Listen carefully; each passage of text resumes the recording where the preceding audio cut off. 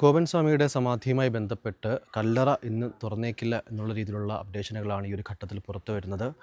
എന്തായാലും വളരെ വൈകാരികമായി തന്നെയാണ് കുടുംബം ഏറ്റവും ഒടുവിലും പ്രതികരിച്ചത്. ഇതിനെ ഒരു രീതിയിലും അംഗീകരിക്കാൻ സാധിക്കില്ല. ഇത് പല വിശ്വാസ പ്രമാണങ്ങളുമായി ബന്ധപ്പെട്ട കാര്യങ്ങളാണ്, ആചാരങ്ങളുമായി ബന്ധപ്പെട്ട കാര്യങ്ങളാണ്.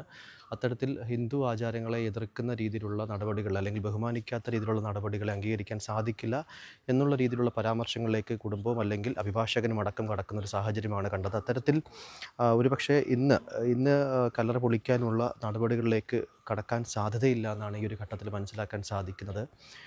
എന്തായാലും ഈ ഒരു വലിയൊരു വിവാദങ്ങളൊക്കെ തുടരുന്നൊരു സാഹചര്യത്തിലും വലിയൊരു സംഘർഷാവസ്ഥയൊക്കെ കഴിഞ്ഞ ദിവസമൊക്കെ ഈ വീട്ടിൽ കണ്ടതാണ്. പക്ഷേ അത്തരമൊരു ഘട്ടത്തിൽ നിന്ന് മാറി വളരെ ശൂന്യമായൊരവസ്ഥയിലാണ്, അല്ലെങ്കിൽ ആ രീതിയിലുള്ള സംഘർഷാവസ്ഥയ്ക്കോ അല്ലെങ്കിൽ വലിയ ആൾക്കാർ തമ്പടിക്കുന്ന രീതിയിലേക്കുള്ളൊരവസ്ഥയ്ക്കോ ഇന്ന് ഈ ഒരു വീട്ടിൽ വ്യത്യസ്തമായ കാഴ്ചകളാണ് കാണാൻ സാധിക്കുന്നത്. ഈ ഒരു ഭാഗത്ത് കാണുന്നത് പോലെ തന്നെ ഈ ഒരു ശിവക്ഷേത്രം ഈ ഗോപൻ സ്വാമി എന്ന് പറയുന്ന വ്യക്തി മുൻകൈ എടുത്ത് സ്ഥാപിച്ചതാണെന്നും അദ്ദേഹം ഇവിടുത്തെ യോഗാചാര്യനായിരുന്നു എന്നും പറയപ്പെടുന്നു. ആ രീതിയിലുള്ള തന്ത്ര വിധികളൊക്കെ പഠിച്ച വ്യക്തിയാണെന്നാണ് കുടുംബം പറയുന്നത്.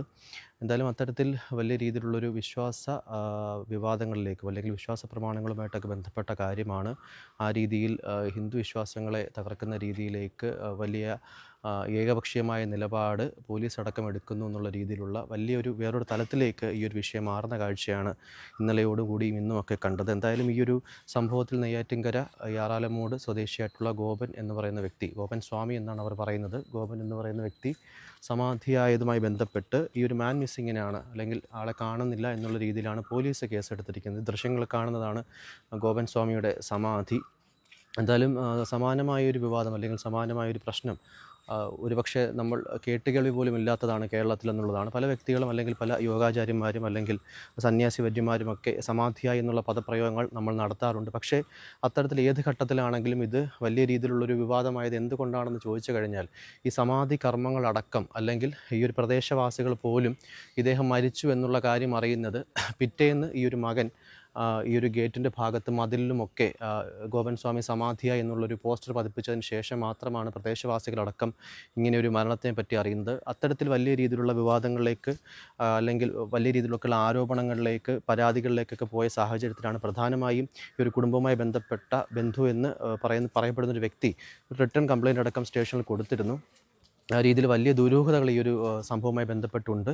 മാത്രമല്ല, ഈ ഗോപൻ സ്വാമി എന്ന് പറയപ്പെടുന്ന വ്യക്തി കുറേയധികം മാസങ്ങളായി കിടപ്പിലായിരുന്നുവെന്നും അദ്ദേഹം രോഗശയ്യയിലായിരുന്നുവെന്നൊക്കെ പ്രദേശവാസികളടക്കം പറയുന്നു. അല്ലെങ്കിൽ അദ്ദേഹത്തെ ഈ ഒരു വീട്ടിന് വെളിയിൽ പോലും കണ്ടിട്ടില്ല എന്ന് പറയുന്നു.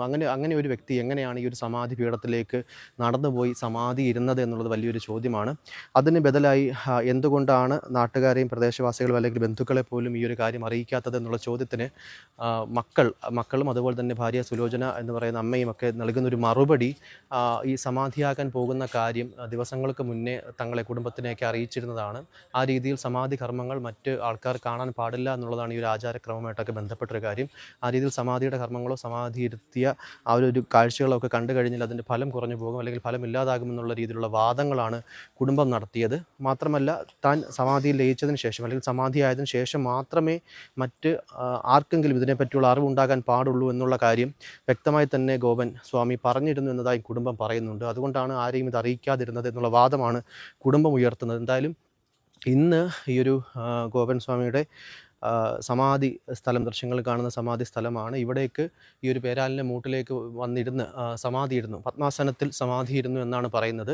ഏകദേശം 10 മണിയോടുകൂടി ഇവിടെ വരികയും 11:30 സമാധി പ്രാപിക്കുകയും ചെയ്തു എന്നാണ് കുടുംബം പറയുന്നത്. പിന്നീട് ഏകദേശം ഒരു 6-7 മണിക്കൂറുകൾ നീണ്ട പൂജാകർമ്മങ്ങളൊക്കെ ചെയ്തതിന് ശേഷം അദ്ദേഹത്തെ സമാധി ഇരുത്തി ഈ ഒരു ഭാഗം കോൺക്രീറ്റ് സ്ലാബ് ഉപയോഗിച്ച് മറച്ചു എന്നുള്ളതാണ് കുടുംബം പറയുന്നത്. നമ്മൾ കോൺക്രീറ്റ് സ്ലാബ് എന്നൊക്കെ പറയുന്നെങ്കിലും കുടുംബം ഇതുമായിട്ടൊക്കെ ബന്ധപ്പെട്ട് ചില വിശ്വാസങ്ങളുടെ കാര്യം കൂടി പറയുന്നു. അത്തരത്തിൽ പ്രത്യേകമായിട്ടുള്ള ശിലാഫലകങ്ങളാണ് ഇത്.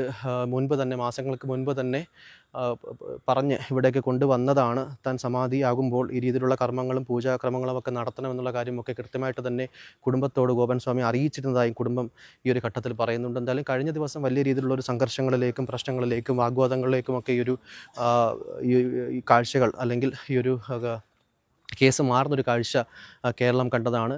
പക്ഷേ ഒരു ലോ ആൻഡ് ഓർഡർ ഇഷ്യൂവിലേക്ക്, ഒരു ക്രമസമാധാന പ്രശ്നം എന്നുള്ള രീതിയിലേക്ക് ഇതിനെ വളർത്തേണ്ട എന്നുള്ള സാഹചര്യത്തിൽ പോലീസ് തന്നെ സ്വമേധയെ പിന്മാറുകയായിരുന്നു. പിന്നീട് നെയ്യാറ്റിൻകര പോലീസ് സ്റ്റേഷനിലടക്കം ഈ ഗോപൻ സ്വാമിയുടെ മക്കളെ വിളിച്ചു വരുത്തി, മൂത്ത മകനായിട്ടുള്ള നന്ദനെയും ഇളയ മകനായിട്ടുള്ള രാജസേനെയും വിളിച്ചു വരുത്തി ചില ചർച്ചകളൊക്കെ നടത്തിയിരുന്നു. അതിനുശേഷം ഈ ഒരു ഓർഡറിൻ്റെ പകർപ്പ് തങ്ങൾക്ക് കൈമാറിയിരുന്നു എന്നാണ് കുടുംബ അഭിഭാഷകനടക്കം നമ്മളോട് പറഞ്ഞത്.